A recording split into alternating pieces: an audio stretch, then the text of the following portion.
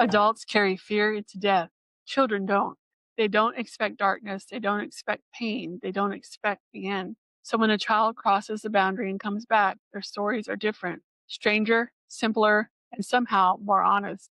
They see colors adults never mention. They meet beings who feel like friends. They describe places that never learned about any book or religion. And their stories match again and again across countries, cultures, and decades. Tonight, we follow the youngest travelers to the edge of life.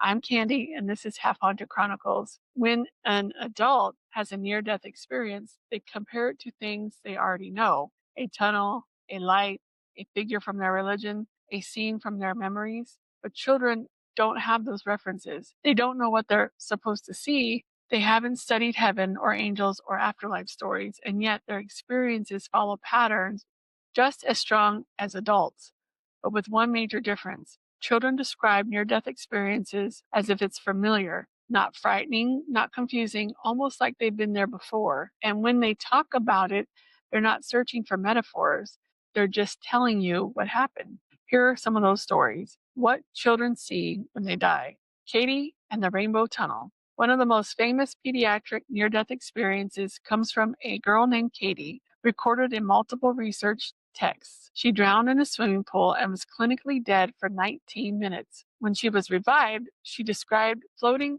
out of her body and rising above the paramedics. Then things shifted. She said she moved through something called the noodle, a swirling tunnel made of rainbow colors that pulsed with sound like distant singing. Inside the tunnel, she felt warm, not physically, but emotionally, as if someone were hugging her from the inside out. She met figures made of light who told her, "You can stay or go. It's your choice." But when she saw her parents crying over her body, she said, "They still need me." And she returned. Katie grew up with the same story and never once changed the details. The boy who met the Sparkle People. A 5-year-old boy who nearly died during surgery described leaving his body and entering a place filled with Sparkle People. Not angels, not humans, not animals, just glowing beings who looked like silhouettes filled with glittering light. They didn't speak words, they thought at him. One told him, "You don't have to stay, you can come with us." He asked where they were going. They answered, "To the place you were before you were born." Researchers were struck by that phrase because he was too young to understand reincarnation and pre-birth concepts. And yet, the message was crystal clear. The 4-year-old who saw Noodle of Colors, Dr. Morris, documented a case where a young girl went into cardiac arrest after a severe asthma attack.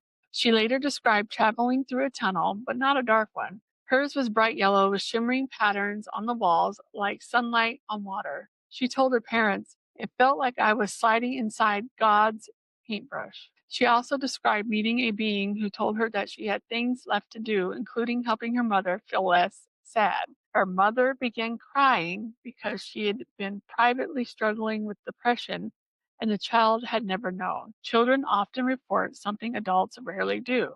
They see living people on the other side. One 6-year-old boy who nearly died from an infection said he saw a teacher waiting for him in a bright meadow, but the teacher wasn't dead. He was very much alive and standing in the hospital lobby at the time. When the boy told researchers this, they asked who else he saw. He listed 3 classmates, all alive. Atwater suggested that the children's near death experiences often blend spiritual and earthly perception in ways adults can't understand. To the child, the worlds just overlap.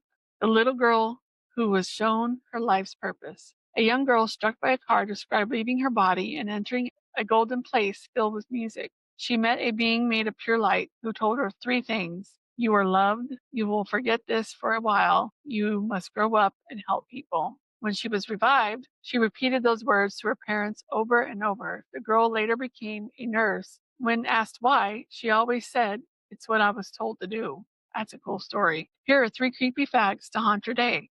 Children often describe seeing deceased family members they never met and later recognizing them in old photos. Kids report colors and near-death experiences that don't exist in our spectrum, calling them new colors or colors that feel alive.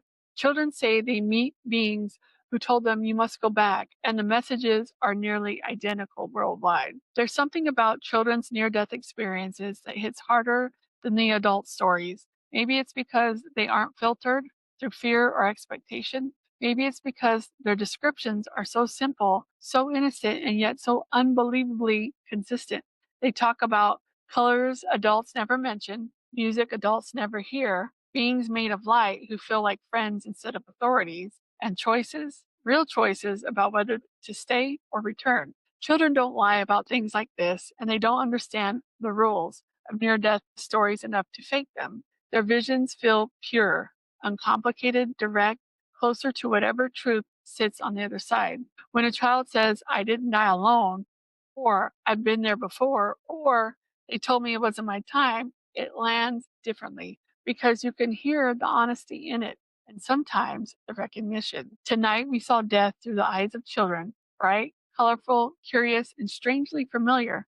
But next time we step into the darkest corner of the near death experience world, hellish, distressing near death experiences, the 15% of people who cross into something cold, chaotic, or terrifying and come back changed forever. Until then, stay curious and always, always stay haunted.